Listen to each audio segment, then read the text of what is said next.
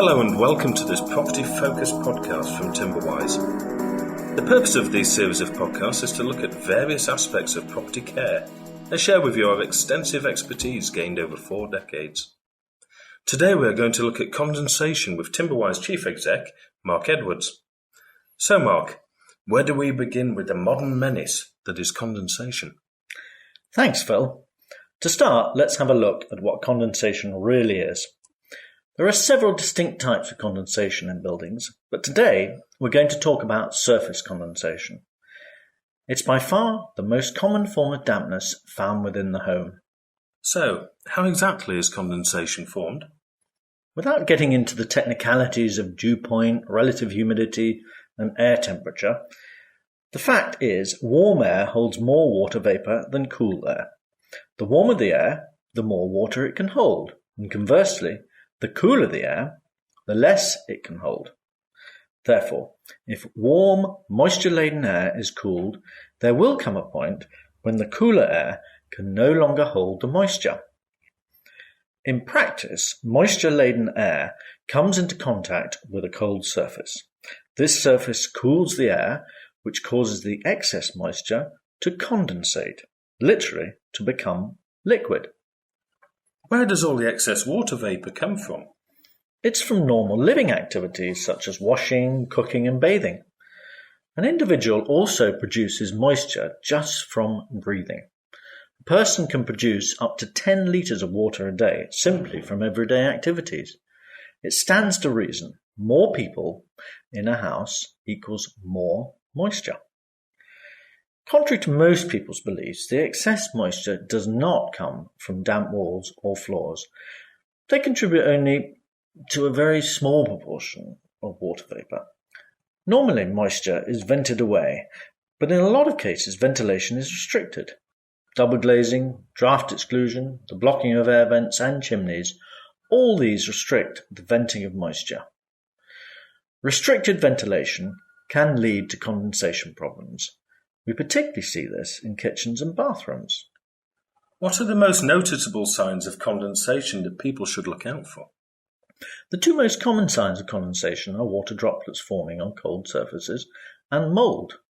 Water will form on surfaces such as glass, windows and mirrors, paintwork, tiles or vinyl wallpaper. This can lead to water, run marks, rust runs where water is passed over metal, and where severe, it can and does lead to rot. Water condensating at the base of walls can cause wet rot in timber skirting boards. You mentioned mould. Yeah, the most common feature of condensation is mould growth. This is usually seen as black spot mould, but green, yellow and white moulds may also develop depending on the conditions. Sounds nasty. Are there any dangers associated with moulds that homeowners need to be aware of? Well, Phil, there's certainly proven health hazards associated with moulds, the most common being that it's a trigger for asthma. People react differently. Some people are particularly sensitive, such as the very young and the frail. Whatever, moulds need to be dealt with. Don't they also come complete with a pungent smell? That's right. When mould growth is active, you get distinctly musty odours. It's not uncommon to get such a musty smell, but have no visible signs of any mould growth. Why is that? Well, mould will grow on water-sensitive materials without water droplets forming. What grows where depends on numerous factors, the most significant being the relative humidity of the air. Relative humidity, which regularly exceeds 70%, is likely to give rise to condensation. At this point, moulds can then develop on such materials like leather and certain cloths.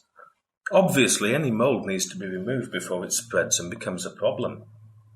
What is the best way to remove moulds? Well, trying to wash off condensation mould and repaint the areas simply doesn't work. The mould will just keep coming back. However, by using a professional mould eradication kit, you can be sure that the mould will not come back. These are available from Timberwise and are designed to remove the sporing mould particles and sterilise the area to prevent any future mould growth. What should people do if they suspect that they have a problem with condensation in their home? We recommend that they have a consultation with one of our air quality specialists. We will determine what the main sources of condensation are, and then make appropriate recommendations. In all likelihood, we'll recommend a number of solutions that will help alleviate the problem. Condensation is often misdiagnosed. We can correctly diagnose it. It is important to use a recognised specialist. You mentioned solutions. What are they? Well, every property and situation is different, and therefore our recommendations will differ from house to house. There are a number of solutions along with helpful advice on our website www.timberwise.co.uk.